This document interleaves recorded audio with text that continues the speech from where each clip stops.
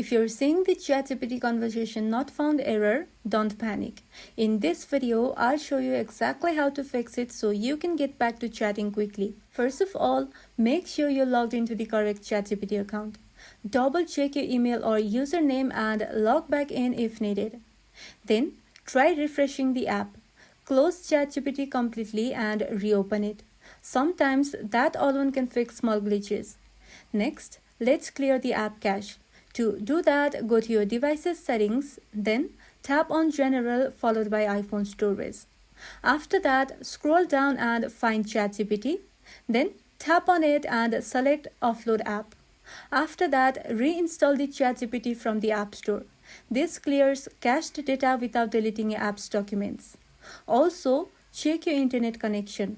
Make sure you have a stable network and if needed, switch Wi-Fi or mobile data to see if that resolves the issue. If the problem still persists, try logging in on another device. And that's all. Follow these steps and the ChatGPT conversation not found error should be fixed. If this video was helpful, don't forget to like and subscribe for more of these videos and thank you for watching.